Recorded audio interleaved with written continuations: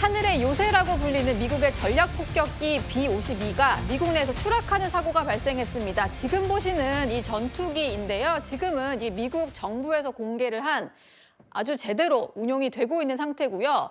저 기종과 같은 전략 폭격기가 추락을 해서 지금 보시는 장면은 이렇게 잔해만 남아있고 검은 연기에 휩싸여 있는 그런 모습입니다. 정혁진 변호사께 좀 여쭤보겠습니다. 미국 내에서 추락을 한 거고 8명 전원이 사고를 했다고 하는데 대체 어떤 일이 벌어진 건가요? 글쎄요, 그것까지는 아직 정확하게 나온 것 같지는 않은데 그런데 저 B-52라고 하는 그 전폭기가요. 그렇게 최신형이 아닙니다. 아, 그래요? 저게 언제 만들어진 거냐면요. 1950년대 만들어진 거예요. 그러니까 도입된 지 벌써 한 60년 된 노후한 그 기종이고요. 그다음에 그렇기 때문에 1,200억 정도 한다라고 하는데 1,200억이면은 비싸 보이잖아요. 그런데 전투기한테 있어서 1,200억은요. 굉장히 싼 거거든요. 그렇게 비싼 편은 아니군요. 네, 비싼 편은 아니고 네. B-52의 그 후속으로 나온 게 B-1 랜서라고 하는 게 있는데 이거 한 5천억 정도 하고요. 그다음에 가장 최신형이 B-2 스피릿이라고 하는 그런 전폭기가 있는데 이런 것들은 얼마냐면 무려 2조 원입니다. 그러니까 B-2 스피릿에 비하면 거의 20분의 1 정도밖에 안 되는 그러한 가격이고 워낙 노후가 된 거니까 그러니까 뭐 정비라든지 이런저런 문제가 있어서 저렇게 추락해서 8명이나 되는 그러한 군인들이 사망했다라고 하는데 이런 부분들은 굉장히 아쉽다는 그런 생각, 안타깝다는 그런 생각이 들고요. 그다음에 그렇기 때문에 이제부터는 아마 B-52는 좀 폭격기는 퇴역하는 그 수순으로 밟지 않을까 개인적으로는 그런 생각이 듭니다. 예. 이번 이란 전쟁 때도 좀 출격을 했었다라고 하는데 이번 사고를 계기로 좀 퇴역을 할 것 같다라는 말씀까지 들었습니다.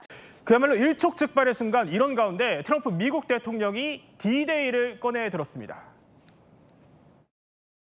I have a message directly from the president, and I quote, "Based on the fact that there's a substantial chance of negotiations that may or may not take place with Iran in the near future, I will make my decision whether or not to go within the next 2 weeks." 아니 그러니까 센터장님. 네. 2주 뒤에 정말 트럼프가 움직일지는 일단 지켜봐야겠지만 지금 미국의 어지간한 첨단 전략 무기들이 그야말로 중동으로 총집결하고 있어요. 그렇습니다. 그러니까 이제 미국이 자랑하는 항모 전단이 2개가 지금 가까이 와 있어요. 그리고 지금 미국이 보유하고 있는 전략 폭격기 3가지 종류, B-2, B-57, 그다음에 B-1B 네. 모든 전략 폭격기가 집중하고 있습니다.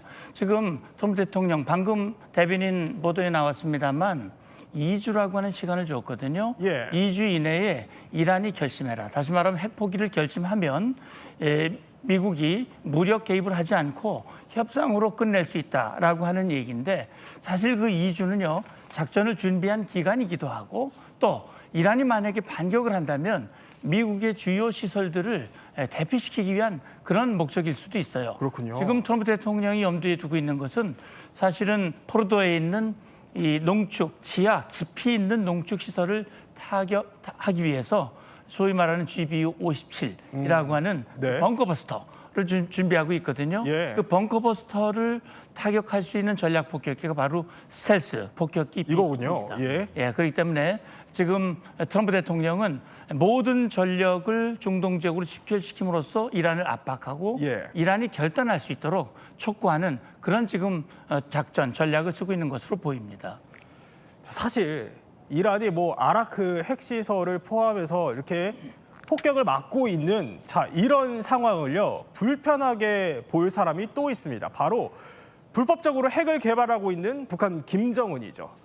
언제든 이란과 같은 처지에 처할 수 있다 이런 불안감이 있지 않겠어요? 그러니까요. 어제 북한 외무성이 처음으로 그러니까 이스라엘이 이란 공습한 13일 이후로 처음으로 입장을 냈는데 굉장히 수위가 높습니다. 이스라엘은 중동 평화의 암이다. 극악한 침략 행위를 규탄한다 이렇게 목소리를 높였습니다. 네. 북한의 속내를 한번 들여다보면요. 일단은 이란은 전통적인 북한의 우방국이죠. 그러니까 이란을 두둔해준다 공식적으로는 이렇게 볼 수 있겠지만 속내를 들여다보면은 결국 북한도 지금 불법적으로 핵을 개발하고 있는데 혹시 북한도 이란과 비슷한 처지가 되지 않을까 하는 불안함이 깔려있는 그런 외무성의 담화다 이렇게 또 설명을 할 수가 있겠습니다. 지금 나오는 게 지금 이란의 핵시설 폭격을 당하기 전후 모습 지금 위성 사진 보여드리고 있습니다. 자, 그러니까 최진봉 교수, 예. 김정은은 사실 트럼프가 이란 핵 문제를 이번 기회에 좀 해결해 보겠다면서 하메네이 제거까지 지금 언급을 하고 있잖아요. 그럼 이 상황을 속편하게 볼 수는 없을 것 같은데, 아니 그럼 김정은 입장에서는 트럼프와의 협상 테이블에 더 안 나오려는 거 아니겠어요? 그럴 가능성이 있죠. 그러니까 사실 이걸 핵이라고 하는 것을 협상의 도구로 사용할 거냐 아니면 생존 전략으로 볼 거냐의 문제라고 저는 봐요.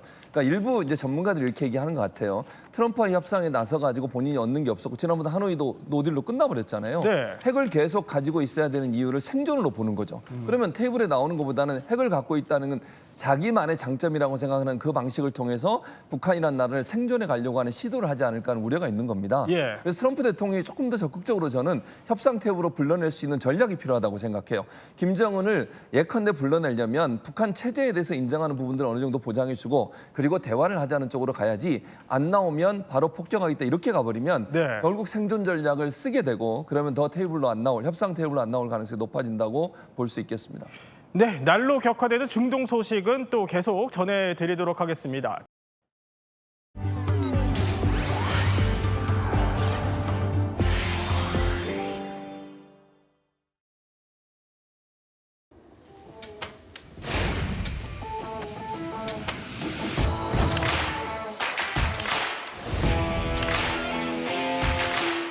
B-2 operational strike in U.S. history and the second longest B-2 mission ever flown, exceeded only by those in the days following 9/11.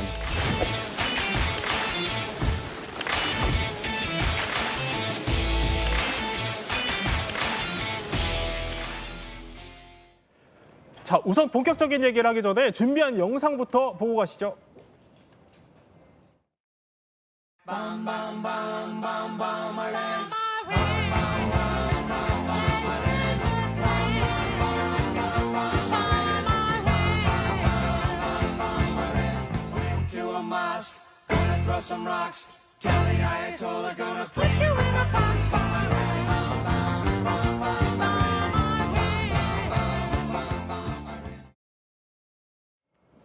자, 조금 전에 보신 이 영상이요. 사실 저희가 만든 게 아니고 트럼프가 SNS에 올린 영상입니다. 그야말로 이번 이란 공습의 1등 공신인 B-2 전략 폭격기를 굉장히 자랑스러워하는 모습 같습니다. 일단 이것부터 짚어보죠. 전략 폭격기가 뭡니까? 사실 나라마다 기준은 좀 차이가 있습니다. 근데 미국을 기준으로 말씀을 드리자면 네. 일단은 비행을 할 수 있는 거리가 5,000km 이상이어야 되고 그다음에 핵심 무장은 핵폭탄입니다. 그다음에 이제 재래식 폭탄도 경우에 따라 탑재를 하는데 이번에도 잘 보시면 B-2 폭격기가 거의 3,500km를 날아가서 갔잖아요. 날아서 예. 이제 이란을 폭격을 했는데 그 정도로 긴 항속거리를 가지고 있고 또 한 가지로는 미국의 3대 이 핵무기가 있습니다. 네. 그게 첫 번째가 전략 폭격기, 두 번째가 ICBM, 마지막이 이제 전략 원잠이 있는데 사실은 미국의 군사력의 핵심 중에 핵심이라고 이렇게 설명을 드리고 싶습니다. 그렇군요. 근데 지금 영상으로 보여드린 저 B-2가 미국에서 보통 전략 폭격기 3대장 중에 하나로 꼽히잖아요. 예. 사실 저는 이제 B-2 폭격기 실제 이 비행하는 걸 본 적이 있거든요. 오, 그래요? 그래서 B-2 폭격기가 이 지금 다른 폭격기들하고 특징이 있다면 지금 예. 보이시지만 옆으로 길잖아요. 네. 폭이 57m입니다. 57m요. 그래서 이제 뭐 이렇게 말씀드리면 이해가 안 되시니까 대략 아파트 한 10여 층 높이 돼요. 근데 이런 비행기가 쑥 들어오는데 뒤에 지금 영상 보시면 꼬리 날개가 없잖아요. 네. 그 저도 보면서 깜짝 놀랐던 게 뭐냐면 야 이건 과연 사람이 만든 비행기인가? 그러니까 UFO 같다라는 느낌을 많이 받았고, 어마어마하네요. 예, 그밖에 이제 B-1B가 또 있고 B-1B는 다만 이제 지금 핵무기 운용은 안 합니다. 네. 재래식 이 무기만 사용을 하고 B-52도 있습니다. 그러니까 B-52는 이제 3대가 타는 지금 미국의 3대 전략 폭격기 가운데 가장 나이가 많은 그런 폭격기로 알려져 있는데 여전히 이제 핵공격 임무도 맡고 있고 또한 이제 미국이 중요한 군사 작전에 빠지지 않고 등장하는 아주 네임드 폭격기라고 이렇게 말씀드리고 싶습니다. 그렇군요. 자, 그러면 본격적으로 그러니까 트럼프가 저렇게까지 영상을 올릴 정도로 자랑스러워하는 B-2를 비롯해서 저희가 3대 전략 폭격기를 하나하나씩 해보려고 합니다. 자, 첫 번째 볼 거는 자, 역시 B-2인데 일단 이란 핵 공습 때 그러면 도대체 이 B-2가 어떤 작전을 수행했던 건지 저희가 영상으로 준비해봤습니다. 네, 지금 B-2가 이제 곧 이란 핵 공습에 투입이 될 텐데요. 자, 그러니까 실제로 이란에 있는 포르도 핵시설을 B2가 날아가서 공습을 했는데 자, 저 장면입니다. 지금 저희가 가상 영상으로 준비가 된 건데 실제로 저렇게 B2가 상공을 날아가서요. 저렇게 밑에, B2 밑에서 GBU-57 그러니까 벙커버스터가 투하가 됩니다. 자, 이 벙커버스터가 들어가면은 자, 저희가 이란의 핵시설로 추정이 되는 지금 영상 시뮬레이션 영상인데요.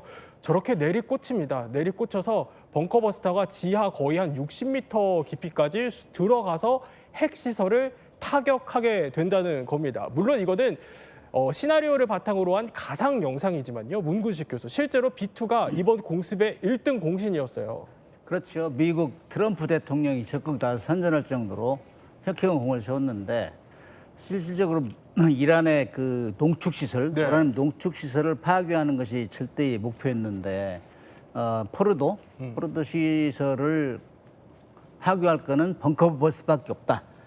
B-57 정도는 돼야 폭격할 수 있다. 네. 이거를 실을 항공기는 B2밖에 없다.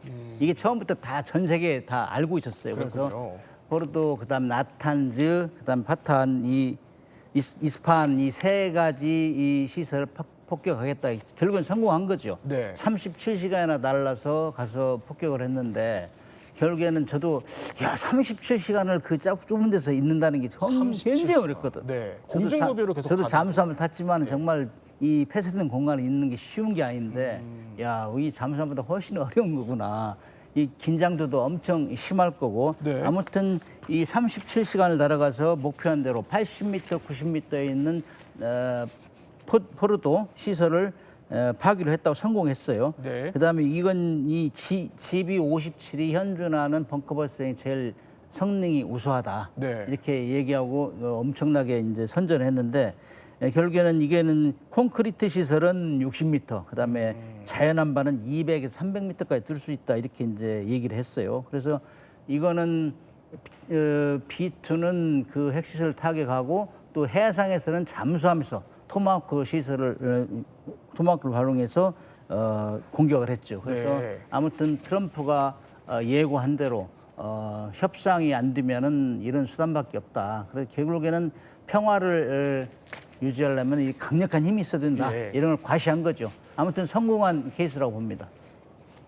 그러니까 37시간 동안 비행을 했어야 한다는 겁니다. 그러다 보니까 뭐 공중급유를 계속 받기도 했었는데 그야말로 미국의 최첨단 기술이 총 결집된 이 전략 폭격기 그럼 대체 어떤 전략 자산입니까? 일단 첫 번째로는 그 뛰어난 스텔스 기능을 자랑합니다. 제가 앞서 말씀드렸잖아요. 폭이 57m 정도 된다고. 네. 그러니까 아파트 한 10여 층 되는 그런 크기의 항공기가 레이더에 안 잡힌다라는 거예요. 그리고 두 번째로는 핵과 이 재래식 정밀 유도 무기를 동시에 사용을 합니다. 그래서 미국의 3대 폭격기 가운데 유일하게 적진에 침투해서 핵폭탄을 떨구는 역할을 맡고 있는 건 B2 폭격기만 지금 하고 있습니다. 그래요? 왜냐하면 이제 스텔스 기능이 뛰어나기 때문에 이제 그걸 네. 하고 있고 그밖에 이게 전 지구적 작전 능력을 자랑해요. 그러니까 항속거리만 약 11,000km입니다. 물론 이제 공중급유 받으면 그게 더 늘어날 수도 있고. 예. 그리고 이제 그러니까 미 본토 외에 괌 그리고 디에고 가르시아 그리고 영국의 페어포드 그리고 세 군데 정도 이렇게 B2가 전개할 수 있는 기지가 있어요. 근데 대부분 보면 미 본토에서 운용을 합니다. 왜냐하면 이제 B2는 고도의 기술이 들어가 있기 때문에 정비라든가 이런 게 좀 까다로워요. 네. 그리고 세계에서 가장 비싼 군용기로도 지금 꼽힙니다. 얼마예요? 그 대당 가격이 예. 놀라실 수도 있는데 3.5조 원에 달합니다. 우리 하나로 계산했을 때. 3.5조 원이요? 예. 그래서 이제 원래 B2 폭격기가 100대를 만들려고 했어요. 네. 근데 이제 냉전이 끝나면서 20여 대만 이제 만들기로 했어요. 그래서 지금 한 20대 정도만 지금 쓰고 있는데 그리고 실제 이제 작전 가용한 거 이런 거 계산해 보면 19대 정도로 이렇게 알려져 있습니다. 그러니까 그 정도로 그리고 또 한 가지로는 시간당 운용 유지비도 굉장히 비싸요. 그래서 한 7만 달러 정도 이렇게 들어간다라고 예상. 유지 비용만요? 네. 그렇게 정도 지금 하고 있는데 어떻게 보면은 정말 이 천조국 미국만이 네. 쓸 수 있는 그런 전략 폭격기라고 좀 말씀을 드리고 싶습니다. 아니 그러니까 뭐 사는 것도 문제인데 유지 비용만 따져도 사실 어마어마한 선진국이 아니면 가질 수 없는 무기인 것 같습니다. 그런데 여기서 B2가 제일 자랑하는 게 스텔스 기능. 그러니까 레이더에 탐지가 안 되는 건데 그게 어떻게 가능한 겁니까? 일반 레이더파는 레이더파를 보내면은 목표물에 부딪혀서 바로 반사된단 말이죠. 네. 이걸 가지고 이제 이 물체를 식별하는데 가장 정확한 건 직각으로 부딪혔을 때예요. 그러나 이게 비스듬하게 부딪히면은 다른 데로 회절되거나 이런 경향이 있죠. 그래서 설계를 잘 해야 돼 일단. 네. 그래서 이제 저 모양 가오리 모양 그다음에 직각된 부분이 없잖아요. 다 비스듬히 돼 있고 그런 거는 이건 이게 스텔스 기능. 그래서 전파를 쓰면 빗나가게 하는 이런 표면이 목적. 그러니까 이렇게 그렇죠. 일정하게. 그렇죠. 빗나가게 하고 그다음에 그렇게 하면서도 또 거기다 도료를 발라요. 이 도료요? 전파를 반사되지 않게 네. 전파가 오면 그냥 흡수해 버리는 거예요. 그게 스텔스 도료라고 하는데 이것이 엄청 비싸고 또 항공에 크잖아요. 그래서 아까 조금 전에 말씀하신 대로 유지비가 비쌉니다. 유지비가. 지금 저게 자료화면인데 저런 식으로 도료를 바른다고 하네요. 그렇죠. 저 뜨고 내리면은 또 손상도가 있을 거 아니에요. 예. 그런데 또 다시 보완해야 돼요. 그래서 뭐 통상 1년 유지비가 1억 불 내지 2억 불이다. 이 정도는 뭐 상상 초월이죠. 그리고 너무 비싼 비행기이기 때문에 아무튼 이게 뜨면은 일단 귀신 비행기라고 여겨요. 뭐, 아, 그래요? 그래서 야 이건 뭐 안 잡히니까. 네. 그래서 이게 스텔스가 가장 큰 장점이죠. 사실 뭐 들으면 들을수록 어마어마하다. 뭐 비용도 어마어마한 폭격기다라는 생각이 드는데. 미국 아니면 운용할 수 없는. 네, 미국 아니면 그러니까 그만큼 선진국이어야 가능하다라는 얘기인 건데 특히 이번에 37시간이나 비행을 하면서 이게 사실 어마어마했다 이런 얘기가 나와요. 근데 B2만의 특별한 운영 방식이 있었어요. 그렇습니다. 이 조종사들을 관리하고 조종사들을 어떻게 지킬 거냐라는 데 대해서도 굉장히 많은 신경을 쓰게 되는 그런 무기가 이 B2인 것 같습니다. 일단 37시간 동안 연속해서 외부와의 어떤 접촉 같은 걸 최소화하면서 가야 되는 상황이지 않습니까? 네. 그런데 우리가 하다못해 자동차를 타고 운전을 해도 한 3시간쯤 가다 보면 휴게소라도 한번 가야죠. 들러서 좀 쉬게 되는 이런 게 사람의 생리인데 네. B2 폭격기 몰고 37시간 가는데 한 3시간 가다가 잠깐 뭐 핫바 먹고 좀 들러서 쉬고 가고 싶다 이렇게 할 수가 없거든요. 못하죠. 예. 네, 그렇다 보니까 그에 대해서 여러 가지로 대비도 많이 되어 있거니와 계속해서 비행하는 동안 뭐 비행기 내부에 이렇게 쪽잠을 잘 수 있는 그런 간이 침대 같은 거, 야전 침대 같은 거 설치해 놓고 번갈아 가면서 쪽잠을 조금씩 가면서 37시간 동안 연속을 비행하는 그런 식으로 대비를 하고 훈련을 하고 있다라고 합니다. 더군다나 이게 이렇게 장시간 동안 조종을 하는 거 그 자체도 좀 힘듭니다만 그렇죠. 임무 자체에도 좀 스트레스가 많을 수밖에 없는 게 이 네. 전략 무기라는 거는 이 무기를 내가 어떻게 사용하느냐에 따라서 전쟁이 끝날 수도 있고 전쟁의 향방이 뒤집어질 수도 있는 그런 굉장히 중요한 임무를 담당하고 있는 게 전략 무기 아니겠습니까? 그렇죠. 그렇다 보니까 내가 이거 임무 잘못하면 세상의 역사가 바뀔 수 있다. 우리나라의 운명이 어떻게 바뀔 수 있다라는 부담감을 가지고 가는 것이기 때문에 여러 가지로 뭐 고민스러운 일이 많은 심적인 부담도 많은 그런 임무를 조종사들이 수행을 해야 됩니다. 그렇다 보니까 공군기지에 이 조종사들을 돕기 위해서 뭐 심리학자들도 따로 배치가 돼 있다라는 이런 이야기도 심리학자들도요? 외신에서 나왔고요. 그리고 임무를 수행하기 전에는 이 군의관이 뭐 수면제라든가 이렇게 푹 쉴 수 있는 약을 처방을 해줘가지고 일단 한번 푹 쉬고 충분히 좀 이렇게 몸을 좀 좋게 한 다음에 또 과거에는 그런 일도 있다고 외신에서 보도된 적이 있었어요. 비행기를 타고 갈 때는 이렇게 좀 각성 효과가 있는 그런 약물을 좀 처방을 받아가지고 그걸 먹으면서 정신을 좀 바짝 차린 상태에서 임무를 수행할 수 있도록 그런 식으로 진행을 한다라고 되어 있습니다. 이게 뭐 오랜 시간 비행을 하다 보면 당연히 이제 뭐 생리적인 뭐 먹는 거 뭐 이런 것도 해결을 해야 되는데 뭐 이렇게 승무원이 있어가지고 뭐 커피 드실래요, 뭐 홍차 드실래요 할 수 있는 상황은 아니지 않습니까? 그렇죠. 그래서 나름대로의 어떤 간이식 같은 거를 먹는다라고 하는데 B2 조종사들 사이에서는 이 핫도그 종류의 그런 음식을 먹는 게 약간 전통 내지는 유행 비슷하게 좀 있다고 핫도그요? 합니다. 미국식 핫도그 있죠. 그 네. 핫도그에다가 칠리를 이렇게 좀 쳐가지고 내부에 전자레인지가 하나가 조그마한 전자레인지가 하나가 있는 것 같다라는 이야기가 보도된 적이 있거든요. 그래서 내부에서 이 핫도그에 칠리 뿌려가지고 데펴서 먹는 게 유행을 한다라고 하는데 그거를 이제 폭격기 밤어에서 먹는 핫도그다라고 해서 뭐 밤독이라고 부른다라는 뭐 그런 이야기도 있다고 합니다. 그러니까 이쯤에서 퀴즈 정답이 나온 것 같습니다. 퀴즈를 다시 한번 볼까요? 그러니까 B2 폭격기 조종사들이 즐겨 먹는 메뉴는 핫도그다라는 설명을 해주셨군요. 그러니까 뭐 미니 오븐이 장착되어 있다라는 얘기들도 들리고요. 네. 근데 여기서 더 재밌는 게 아니 이런 비싼 비행기에 최저가 가구들을 넣은 적이 있어요? 그렇습니다. 이제 이렇게 장거리 비행을 하다 보면 이제 지금 이제 이거는 이제 예. 인공지능으로 구현을 하신 것 같은데 그렇죠. 예. 꼭 저렇게 돼 있다라고 이렇게 말씀드리기는 어려울 것 같고 일단 폭격기라는 게 군사 작전을 위해 만들어진 거잖아요. 네. 그러다 보니까는 이 조종석의 상당 부분을 이런 무기 운용, 조종과 관련된 부분에 이제 많이 사용을 하고 있고 또 한 가지는 제가 이제 앞서 3대 폭격기 말씀드렸는데 3대 폭격기 가운데 유일하게 B2만 2명이 조종을 합니다. 그러니까 B1B나 B52는 4명 이상이 타요. 그리고 상대적으로 조종석 공간도 넓어서 네. 그런 여러 가지 어떻게 보면 장거리 비행에 필요한 것들을 넣을 수 있는데 그렇다고 해서 이제 B2도 없는 건 아니에요. 아주 작은 형태의 뭐 전자레인지도 있고 그다음에 냉장고도 있다고 합니다. 그리고 코소보 전쟁 때는 이 월마트에서 파는 지금 일종의 이제 캠핑 가서 쓰는 네. 그런 잔디 의자를 설치해서 교대로 쉬면서 비행을 했다고도 이렇게 전해지고 있습니다. 아, 그래요. 일반 마트에서 파는 간이 의자를. 네. 아유, 참 특이한 사례이긴 한데 사실 근데 보면은 제일 눈에 띄는 게 다른 폭격기들에 비해서 생긴 게 제가 보기에는 좀 약간 가오리처럼 생겼다고 해야 될까요? 그런데 그 이유가 따로 있을 것 같아요. 지금 보면 왼쪽이 가오리인데 비슷하게 생겼어요. 그 이유가 따로 있나요? 네, 항공업계에서는 저런 모양을 가리켜서 전체가 다 날개로 되어 있다라고 해서 전익기 뭐 이런 말 좀 사용합니다.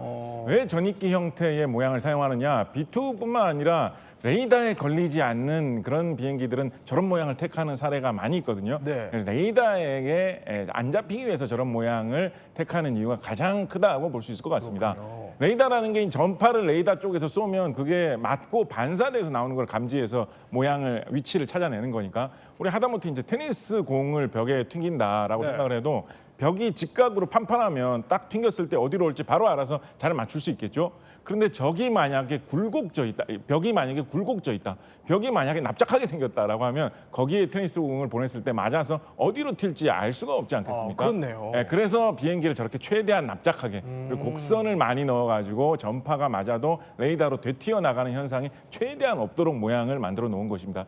또 하나 전익기의 형태를 하면 그러면 온통 다 몸체가 날개다 보니까 날개가 크다 보니까 잘 뜨는 이런 현상도 분명히 어느 정도 있겠죠. 대신에 이제 조종하기가 좀 어려워진다라는 안전성이 좀 어려워지는 그런 문제가 있긴 한데 그렇군요. 잘 디자인을 해놓으면 그 날개가 충분히 크다 보니까 같은 힘으로 더 많은 무게의 폭탄을 싣고 더 잘 날아올라서 더 멀리 갈 수 있는 그런 특징이 있다 보니까 바로 저런 형태를 흔히 취하게 되는 것 같습니다. 2010년대 초에 그때 당시에 우리나라에서 처음으로 북한의 무인기 문제가 좀 많이 나왔던 적이 있었거든요. 네. 그때 파주 같은 데서 북한 무인기가 발견이 됐었는데 그때 뭐 북한에서 정찰용으로 사용한 것으로 추정이 되는 굉장히 조그만한 뭐 사람 뭐 한 팔 벌린 넓이 정도도 안 될 만한 무인기가 나왔는데 그 무인기도 묘하게도 저런 전익기 형태와 닮은 모양을 취하고 있었거든요. 비슷했군요. 네, 그래서 과학의 원리를 이용해서 오랫동안 날아가고 또 레이더에 걸리지 않기 위해서 뭐 노력하는 거 이런 거는 북한 기술자들도 마찬가지였구나 뭐 이런 생각을 해볼 수가 있는 만한 그런 상황이었죠. 자, 그러면 저희가 코너 속의 코너로 B2가 워낙 사람들이 많이 관심을 갖는 전략 폭격기고 워낙 비싸다 보니까 이런저런 얘기들이 많습니다. 그래서 팩트 체크를 한번 해보려고 해요. 김대영 평론가. 일단 첫 번째, 그러니까 B2가 비가 오면 못 뜬다 이런 얘기가 있어요. 사실입니까? 약간 틀린 내용 같습니다. 틀려요. 예, 그러니까 B2 폭격기 같은 경우 이제 X라고 이렇게 말씀을 드리고 네. 싶은데 B2 폭격기 같은 경우에는 전천후 운용을 가능하게끔 만들었어요. 그리고 이제 잘 보시면 가오리 모양으로 돼 있다 보니까 네. 지금 잘 보시면 레이더가 안 보이죠. 보통 이제 항공기 같은 앞부분에 레이돔이라고 해서 레이더가 있는 부분이 있는데 네. 저 모양 때문에 공기 흡입구 쪽에 레이더를 각각 하나씩 달았어요. 그렇게 돼 있고 또 한 가지로는 초반에 이제 그런 얘기가 나오긴 했습니다. 비 온 날에 못 뜬다는 얘기 나왔는데 아까 이제 문근식 교수님 말씀해 주셨듯이 이 레이더 흡수제 문제가 있었어요. 그래서 비 오면 이게 약간 이제 레이더 흡수 물질이 약간 문제가 생기는 문제가 있었는데 네. 그걸 이제 개선을 했죠. 그랬군요. 그러면서 전천으로 활용이 가능하게끔 완전하게 이제 된 상황입니다. 그러면 이것도 궁금합니다. 저게 한반도에 뜬 적은 있습니까? 뜬 적이 있습니다. 있어요. 예. 언제죠? 여기 이제 2013년도에 북한이 3차 핵실험을 했어요. 그리고 한 달 후 정도 돼가지고 이 B2 스텔스 폭격기가 왔는데 예. 사실 누차 얘기하지만 이거는 정말 스텔스기라는 거는 레이더를 돌려도 안 잡힌단 말이죠. 골프공만한 크기로 나오니까 잡히겠습니까? 당시 이- 저때였군요. 예, 누가 얘기를 안 해주면 왔다 간지도 몰라요. 아, 네. 그러니까 이제 우리가 살짝 이제 흘리는 거죠. 통신을 흘린다든지 그렇게 하면은 북한 같은 데서는 바짝 긴장하죠. 그래서 이걸 또 귀신 비행기를 또 귀신같이 누가 찍었더라고요. 그게 동아일보 신문에 나타났었는데 아무튼 그래가지고 보여준 건데 이런 것들은 군산 뭐 앞바다까지 와가지고 이렇게 이제 직도 사격장에서 폭탄 날리고 이런 실적이 있어요. 그래서 이런 항공기가 뜨면은 한반도의 긴장 상태가 최고조다. 이 정도 얘기할 수 있죠. 그러면 이것도 궁금합니다. 이번에 이란 공습 작전에 투입이 됐는데 그 전에도 혹시 실전에 투입이 됐던 적이 있나요? 예, 그렇습니다. B2는 1997년에 이제 처음으로 미군군에 실전 배치가 됐고요. 97년. 예, 이후에 이제 세르비아, 코소보 전쟁을 비롯해가지고 뭐 아프가니스탄, 이라크 전쟁, 이제 9.11 테러 촉발된 미국의 테러와의 전쟁에서 가장 선봉에 섰죠. 그래서 이제 미군에서는 이런 얘기를 합니다. 그래서 B2 폭격기가 동원되는 걸 적의 대문을 부수고 들어가는 폭격기다라고 얘기를 많이 해요. 그리고 이쪽에 이제 날아가는 화살의 화살촉과 같다. 그러니까 그 정도로 이제 무섭다라고 많이 얘기를 하는데 실제로 이제 9.11 테러 일어나고 그 지금은 이제 사망했지만 빈라덴을 추적할 때도 이 B2 폭격기가 동원이 됐었어요. 왜냐하면 B2 폭격기에 달려 있는 레이더가 이동하는 목표물을 찾는데 아주 특성화돼 있어서 이런 게 사용됐고 지금 뭐 영상이 나오지만 GBU-57 같은 대형 벙커 버스터를 사용해서 이번 이란 공습에서도 아주 큰 역할을 해줬죠. 그리고 이번 이란 공습이 갖는 몇 가지 특징이 있습니다. 네. 단일 공습 작전으로 가장 많은 B2 폭격기가 동원이 됐다라는 점도 있고요. 그리고 이제 GBU-57도 처음으로 실전에서 사용을 했다라는 그런 또 특별한 에피소드가 담겨 있습니다. 지금 뭐 전략 폭격기 B2 중심으로 쭉 봤는데 단점도 있을 것 같은데요? 가장 큰 단점은 너무나 비싸다라는 것입니다. B2 폭격기가 초창기에 출현했을 때 군사 관련 언론에서 우스갯소리처럼 하던 이야기로 같은 무게의 금덩어리를 갖다 놔도 네. B2 폭격기가 오히려 더 비쌀 거다라는 그 정도로? 이야기를 했었죠. 네. 그러니까 B2하고 비슷한 동급의 비행기를 갖다 놓은 다음에 거기에 앞뒤, 뭐 내부, 외부를 전부 다 금치를 다 해도 B2 폭격기가 오히려 더 비싸다라는 이야기가 있었습니다. 요즘은 뭐 금 시세가 워낙 올라가지고 요즘은 그래도 뭐 금이 그래도 조금은 더 비쌀 거다라는 이야기가 있긴 합니다만 그렇다 보니까 유지 보수에 들어가는 비용도 굉장히 높다라고 알려져 있습니다.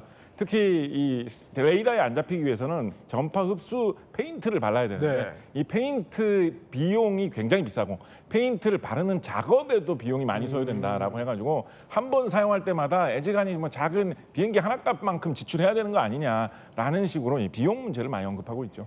그러면 자, 두 번째 또 3대장 중에 전략 폭격기 두 번째 살펴보겠습니다. 자, 그러니까 B1B 랜서입니다. 이게 아니 북한 김정은이 가장 무서워하는 무기로 알려져 있어요? 김정은이 실감을 했죠.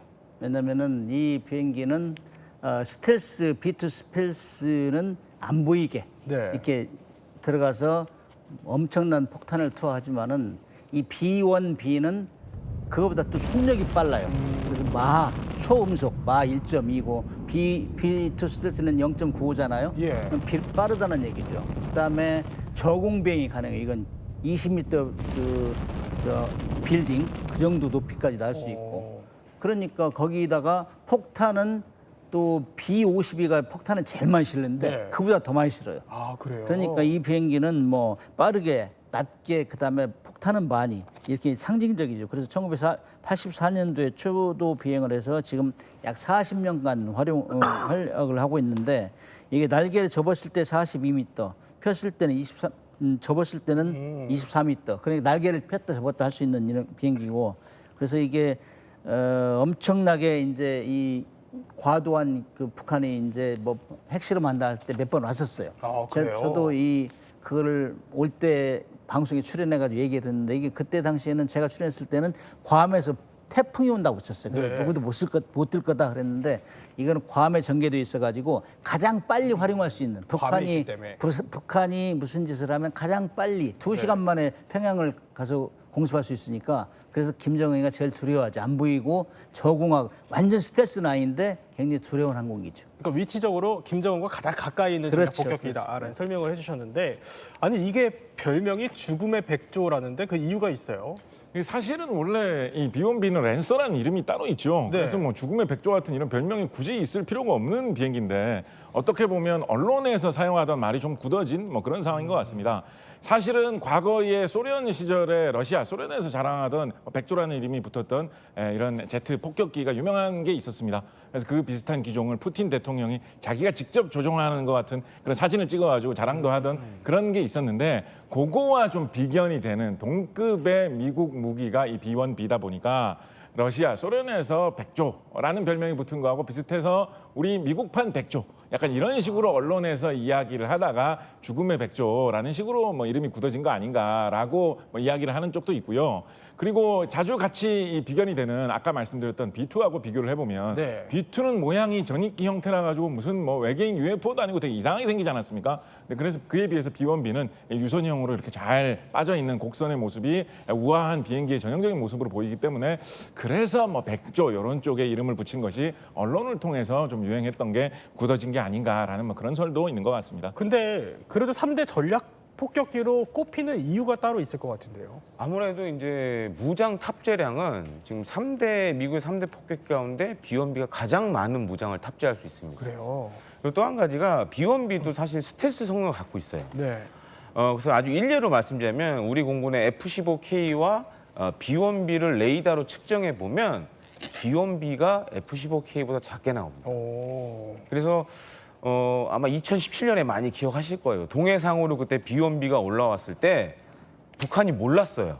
우리 언론에 나온 걸 보고 알 정도로 그 정도의 능력을 갖고 있고, 또 한 가지로는 아프간전 때 이게 많이 사용이 됐는데, 당시에 아프간전 초기에 뭐 미국을 비롯한 각종 다국 적군이 사용한 정밀 유도 무기의 40%의 투하량을 B1B가 해냈습니다. 당시 아프간 때 쓰였던 거라고 하네요. 예, 그렇기도 하고 지금 이렇게 비행하는 모습이 나오잖아요. 예. 이런 임무도 했습니다. 그러니까 심리전 차원에서 계속 아프간 하늘을 날아다니는 거예요. 그래서 탈레반이나 알카에다를 이렇게 겁을 주는 그런 역할도 했고, 그다음에 이라크전 때는 사담 후세인 제거 작전에도 투입이 됐던 바가 있었고, 사실 그 정도로 물론 이제 핵무장은 지금 운용은 안 하지만 재래식 무장량만 해도 거의 핵폭탄급이기 때문에 3대 폭격기 중 하나로 이렇게 불리고 있습니다. 자, 그럼 3대 폭격기 마지막 폭격기 한번 살펴보겠습니다. 자, 마지막은 그러니까 B-52입니다. 많은 분들이 사실 뭐 최고령 전략 폭격기로 알고 계세요. 네, 그렇습니다. 이거 뭐 월남전 참전 용사이신 분들도 직접 보셨던 적이 있을 만한 그런 비행기죠. 네. 이름만 봐도 아까 소개했던 무기는 B1, 뭐 B2 뭐 이런 식이었으니까 3대 전략 폭격기면 B3나 B4 정도 아닐까 싶은데 예. 이 무기는 B52, B52입니다. 이 무기는 전혀 다른 배경에서 개발되었던 전폭기고요. 처음으로 시험 비행을 했던 게 1952년, 그러니까 6.25가 한창일 때 처음으로 시험 비행을 했던 비행기입니다. 지금 사용되고 있는, 최근까지 사용되고 있는 개량 버전도 60년대에 개발되었었기 때문에 네. 이미 지금 활용되고 있는지 60년이 지나간 환갑이 다 된 무기다라고 해볼 수가 있겠죠. 그래서 어떻게 보면 현대 미군을 상징하고 있는 무기이기도 하고요. 모양이 오래전에 개발돼서 되게 안정화되어 있기 때문에 네. 굉장히 먼 거리를 안정적으로 날아다닐 수 있는 그런 비행기로 굉장히 오랫동안 좀 다양한 임무에서 좀 믿음직한 여러 가지 임무를 많이 수행해온 그런 뭐 전략 폭격기라고 이야기해 볼 수 있을 것 같습니다. 그렇군요. 근데 이 B-52가 문근식 교수, 걸프전에서 좀 특별한 용도로 쓰였다면서요? 그렇죠. 이게 뭐 사실 폭탄을 많이 싣고 다니니까 폭탄비를 내린다 이런 얘기가 나올 정도로 네. 사실 이 비행기는 전쟁기념관에 전시돼 있어요. 그랬더니 많은 사람들이, 우리 한국 사람들이 많이 익숙해 있죠. 그래서 이게 걸프전에 1991년도에 뭐 대대적으로 활용됐는데, 머리에 너희들 이 B-52가 날아오면 다 긴장한 거예요.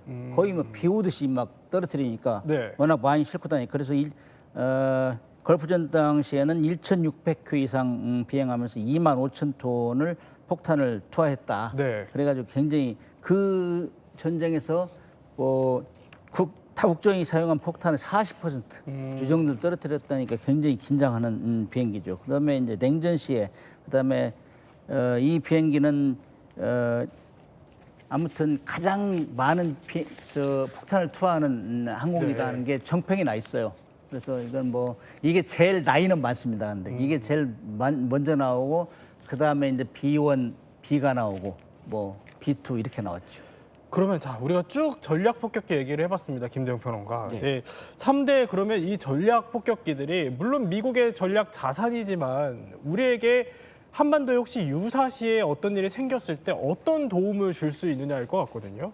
그렇습니다. 일단 그 B2나 B52는 핵무기를 운용하는 전략 폭격기예요. 네. 그러니까 어떻게 보면은 미국이 우리한테 제공하는 핵 우산 역할을 해줄 수 있는 폭격기라고 좀 말씀을 드리고 싶습니다. 그래서 만약에 북한이 뭐 핵을 사용할 의도를 갖거나 네. 핵무기를 사용한다 그러면 기본적으로 B2가 가서 북한 깊숙이 지금 보이시는데 미주리지 공군기지에서 떠서 예. 우리나라 근처까지 온 다음에 북한 깊숙이 침투해서 영병이나 풍계리 핵시설을 직접 타격할 수도 있고요. 네.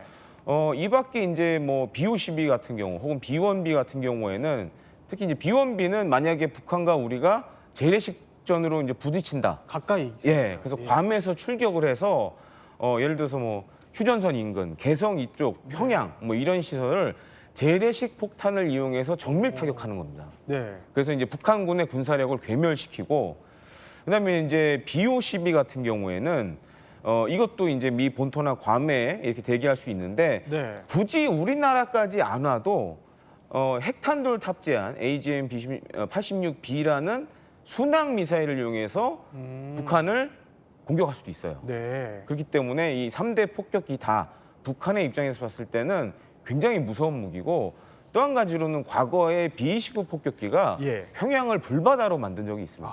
그래서 그래요? 북한 입장에서는 이 폭격기라는 단어만 들어도 정말 오금이 지릴 정도로 무서운 무기라고 할 수 있죠. 네, 이렇게 또 세 분과 함께 미국의 3대 전략 폭격기 그리고 이란 핵시설 타격까지 짚어봤습니다.